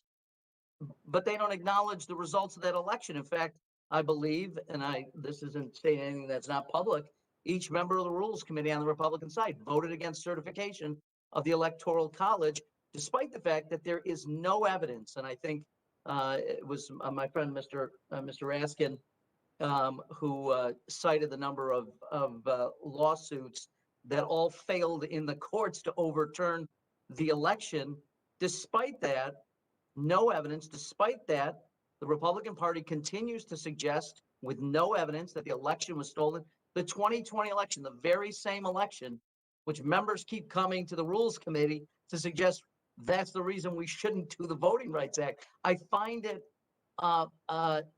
perplexing to say the very least. And I'd also note this, that in response to that 2020 election, the one we hold up as being the greatest in participation in American history, which it was, that over 440, at least at my count, bills were introduced by state lawmakers in 49 states around the country, all Republicans, that would restrict voting rights. They did that in 2021 in response to the great 2020 election, which they refused to acknowledge, which despite no evidence, continue to argue that the election was stolen, and for which over 130 duly elected members of Congress, who ran in the same elections, by the way, in the same states, but found no evidence of fraud in their elections, refused to acknowledge. So you'll pardon me for finding this perplexing to say the least, disingenuous to say the most. And by the way, I would say this, with all due respect to Mr. Sarbanes, who I have enormous respect for, there might be changes to this bill which could have been negotiated with Republicans. Maybe there are a lot of different ways to look at the specific provisions. You know, and maybe we could have engaged in real dialogue. But in order to do that, both in the House and the Senate, you need one thing, which I think sadly is missing. And I can say that not only about this, but about a whole host of things. And that is good faith. Good faith to look at what we're doing, to look at the problems that face the American public and try in earnest to resolve those differences. Could we have talked about different ways to get where we all want to be, which is at least on our side, greater participation? Sure, but you'd have to have good faith to enter into that dialogue and have really candid discussions about what we could do. Could we have found common ground? Perhaps. Couldn't speak for the Senate.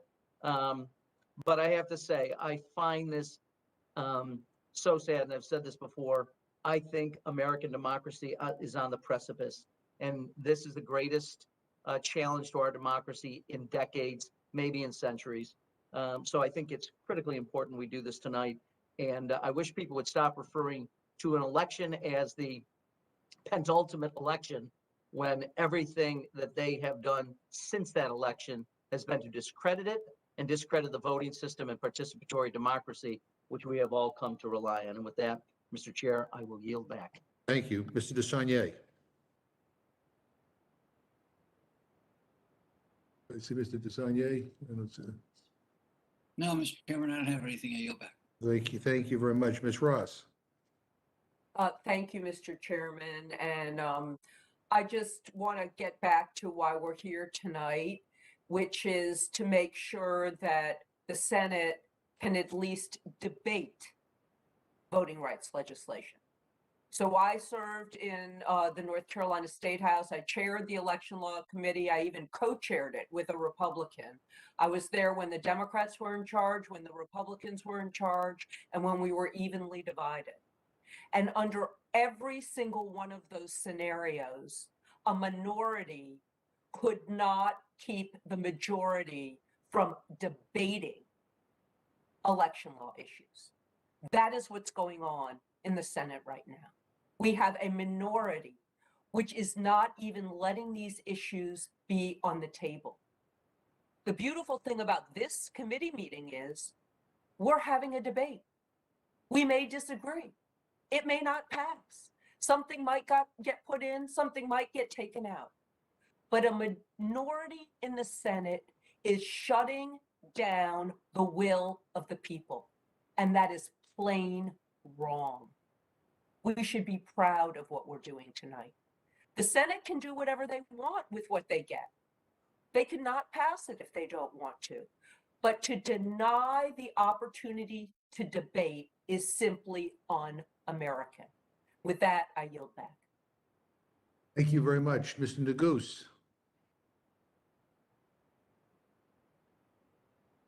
I don't see Mr. Neguse, so. All right. So I think everybody has been recognized. All the questions have been asked. I thank our witnesses for being here. You are free to go, and thank you so much. Are there any other members wishing to testify on the Senate amendment to H.R. 5746? Seeing none, this closes the hearing on the Senate amendment to H.R. 5746. At this time, the chair will entertain a motion from the distinguished gentlewoman from California, Ms. Torres.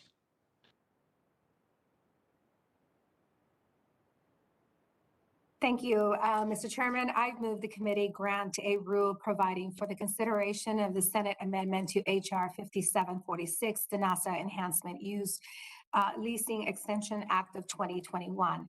The rule makes in order a motion offered by the chair of the Committee on House Administration or her designee that the House concur in the Senate amendment with an amendment consisting of the text of Rules Committee Print 117-28. The rule waives all points of order against consideration of the motion, and the rule provides that the Senate amendment and the motion shall be considered as read. Finally, the rule provides 1 hour of debate on the motion equally divided and controlled by the chair and ranking minority member of the Committee on the House Administration or their designees. Thank you very much. You've heard the motion from the gentlewoman from California. Is there any amendment or discussion? Mr. Cole. Thank you very much, Mr. Chairman. Mr. Chairman, I have an amendment to the rule to provide an open rule for the House amendment to Senate Amendment H.R. 5746. Mr. Chairman, we have before us literally hundreds of pages of text on only an hour's notice. With this process, it seems Speaker Pelosi's completely abdicated her responsibility to provide any semblance of regular order. Tonight, the speakers called an emergency meeting at the Rules Committee to ram through far-reaching and unprecedented federal takeovers of our election process by self-executing a 735-page rule committee print at the 11th hour. This includes legislation previously passed by the House that we know to be dead on arrival in the Senate. Mr. Chairman, I've said many times before, but it remains a serious case. We can and must do better. Considering H.R. 4 came to the House floor under a closed rule back in August, by allowing for an open rule, we allow all members of the House to have an opportunity to have their voices heard. We've seen what could happen when this body works together. Indeed, one element of this bill, the Native Voting Rights Act, which was mentioned, actually was an example of that. That's where we did work together. We got a bipartisan bill. There's been no effort to do that in any of the rest of this, and that's unfortunate. So let's provide members an opportunity on the floor, see if we can find some common ground. I suspect there are things we can do, but we can't do that if we don't have an open process. This process has been anything but open to this point. So with that, I urge the adoption of my amendment, Mr. Chairman, and I yield back. Thank you. You heard the gentleman's amendment. Any discussion? Hearing none. Mr. Chairman, I just want to associate myself with the remarks of Mr. Cole. This is, if there is ever a time for an open rule, this would be it. We're here at an emergency meeting in the middle of the night, so that it will fundamentally change voting practices in this country. I think every member deserves to be heard. As I pointed out during the hearing on the veterans bill that we heard earlier this week, I think we have 64 members of Congress who are in office now who weren't here the last time that this bill was debated in the House Committee on Administration. So it'd be entirely appropriate to consider this under an open rule, and I agree with the ranking member. I just say to the gentleman, you and I must have a different opinion of what the middle of the night is. We started at 7:20 and it's now 9:10. So the night is young.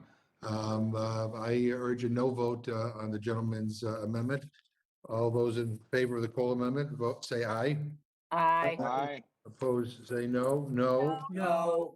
Opinion of the chair, the noes have it.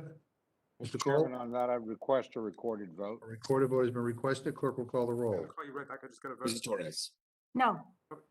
Mrs. Torres, no. Mr. Perlmutter. No. Mr. Perlmutter, no. Mr. Raskin. No. Mr. Raskin, no. Ms. Scanlon. Sorry, no. Ms. Scanlon, no. Mr. Morelli. Mr. Morelli is no. Mr. Morelli, no. Mr. DeSaulnier. No. Mr. DeSaulnier, no. Ms. Ross. No. Ms. Ross, no. Mr. Neguse. No. Mr. Neguse, no. Mr. Cole. Aye. Aye. Mr. Cole, aye. Mr. Burgess. Aye. Mr. Burgess, aye. Mrs. Reschenthaler. Mrs. Fishbach. Aye. Mrs. Fishbach, aye. Mr. Chairman. No. Mr. Chairman, no. Clerk report the total. 3 yeas, 9 nays. Amendment is not agreed to. Is there any other amendment or discussion? Hearing none, the question is now on the motion offered by the gentleman from California. All those in favor will say aye. Aye. Aye. Opposed, say no. No. Opinion of the chair, the ayes have it. The motion is agreed to. Mr. Chairman, on that, I would request a recorded vote. Recorded vote has been requested. Clerk will call the roll. Mrs. Torres. Aye. Mrs. Torres, aye. Mr. Perlmutter. Aye. Mr. Perlmutter, aye. Mr. Raskin. Aye. Mr. Raskin, aye. Ms. Scanlon. Aye. Ms. Scanlon, aye. Mr. Morelli. Mr. Morelli is aye. Mr. Morelli, aye. Mr. DeSaulnier. Aye. Mr. DeSaulnier, aye. Ms. Ross. Aye. Ms. Ross, aye. Mr. Neguse. Aye. Mr. Neguse, aye. Mr. Cole. No. No. Mr. Cole, no. Mr. Burgess. No. Mr. Burgess, no. Mr. Reschenthaler. Mrs. Fishbach. No. Mrs. Fishbach, no. Mr. Chairman. Aye. Mr. Chairman, aye. Clerk report the total. 9 yeas, 3 nays. And the motion is agreed to, and I will carry it for the majority. Ms. Fishbach will carry it for the Republicans, Mr. And, Chairman. and I expect like any minute now, the bells will ring. Ms. Fishbach, we should be prepared to go to the floor pretty quickly. I thank everybody for coming here tonight. Obviously, we have some very strong and passionate disagreements on this issue, but I appreciate the respectful way in which everybody conducted themselves. I'm grateful for that. And without objection, the committee is adjourned.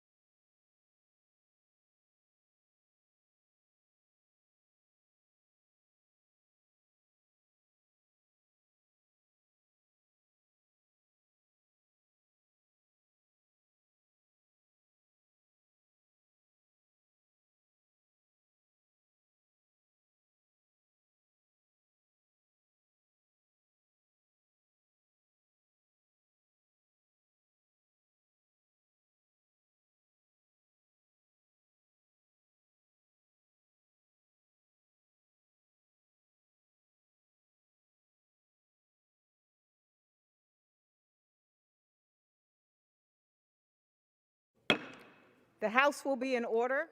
For what purpose does the gentleman from Massachusetts seek recognition? Madam Speaker, I sent to the desk a privilege report from the Committee on Rules for filing under the rule. The clerk will report the title.